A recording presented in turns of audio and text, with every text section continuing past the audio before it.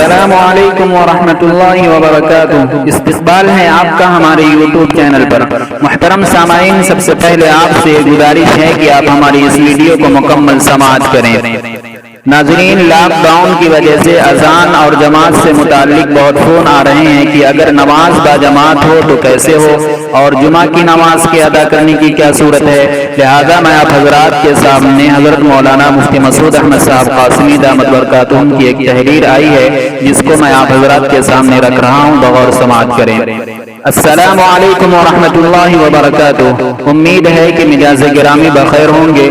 ملک بلکہ پوری دنیا کی جو تشویشناک صورتحال ہے وہ کسی سے پوشیدہ نہیں۔ وبائی مرض سے ہر ایک پریشان ہے، زندگی مفلوج ہو کر رہ گئی ہے۔ اس موقع پر جو ہدایات محکمہ صحت کی جانب سے دیے جا رہے ہیں اس کو اختیار کریں، اس مرض کے خاتمے کی دعا کرتے رہیں۔ اس موقع پر عرض یہ کرنا ہے کہ آج صبح سے متعدد فون نماز و جماعت اور کل جمعہ کے تعلق سے آئے۔ سوشل میڈیا کے اس دور میں اکابر و مفتیان اعظام کی تشفی و تسلی بخش تحریریں تقریباً ہر ایک کے پاس پہنچ چکی ہیں۔ اس کو مضبوطی سے پکڑے رکھیں اور اس کے مطابق نماز و جماعت ادا کریں۔ ہمارا مقصود رضا الہی ہے، نہ کہ اپنی خواہش پر عمل، کہ ایسا ہو تو بہتر ہے۔ لہٰذا جو ہدایات ہوں اس پر عمل کریں، جبکہ شریعت اس کی اجازت بھی دیتی ہے کہ صحت بہت بڑی نعمت ہے، اس کی حفاظت و صیانت ہماری ذمہ داری ہے۔ ہمارے پاس امانت ہے، جان بوجھ کر ایسے مقام پر اپنے آپ کو لے جانا امانت میں خیانت ہے۔ اس لیے نماز با جماعت مسجد میں صرف ذمہ دار یعنی امام، مؤذن اور خادم ادا کریں، باقی لوگ گھر پر ادا ہی کر لیں۔ اسی طرح کل جمعہ میں بھی محدود افراد ہی رہیں، باقی لوگ گھر پر ظہر ادا کر لیں۔ اس پر سختی سے عمل کریں، ورنہ خدشہ ہے کہ اس سے بھی ہاتھ دھونا پڑے۔ نیز بلا ضرورت گھر سے باہر نہ جائیں، اس میں ذلت بھی ہے اور بدنامی بھی۔ میں نے اب تک سوشل میڈیا پر اس طرح کی تحریریں ارسال نہیں کی تھی، لیکن اتنے فون اور بلا ضرورت گھروں سے نکلنے اور قانون کی خلاف ورزی کی خبریں ویڈیوز وائرل ہو رہی ہیں جس میں ذلت ہی ذلت ہیں۔ میں ان سطروں کے لکھنے پر مجبور ہوا، اللہ آپ کی سمجھ عطا فرما دے۔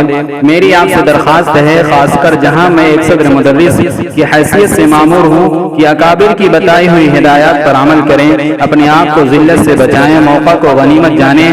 ذکر و اذکار، توبہ، استغفار، نیز اگر کچھ نمازیں آپ کے ذمہ قضا ہوں تو ان کو ادا کر لیں۔ اپنے ماتحتوں کو اس موقع پر صحیح طریقے سے تربیت دیں، اسلام کی خوبیاں ان کو بتلائیں، ان کے ایمان کو مستحکم و مضبوط بنائیں، صحابہ و اسلاف کے واقعات بتلائیں، دینی کتب کا مطالعہ کریں۔ اس طرح اپنے آپ کو مصروف رکھیں، انشاءاللہ وقت کا صحیح استعمال ہوگا اور یہ وقفہ بعد میں آپ کے لیے بہت مفید ثابت ہوگا۔ مفتی مسعود احمد صاحب قاسمی، صدر مدرس مدرسہ عربیہ دارالعلوم سند کبیر نگر یوپی۔ تو ناظرین، یہ رہا حضرت مولانا مفتی مسعود احمد صاحب قاسمی دامت برکاتہم کی تحریر جو میں نے آپ کے سامنے رکھ دیا۔ تو ناظرین، آپ سے گزارش ہے کہ ہماری اس ویڈیو کو زیادہ سے زیادہ لائک کریں اور شیئر کریں، اور ہمارے چینل کو سبسکرائب کر کے بیل آئیکن کو بھی کلک کریں تاکہ ہماری ہر ویڈیو آپ تک بآسانی پہنچتی رہے۔ السلام علیکم ورحمۃ اللہ وبرکاتہ۔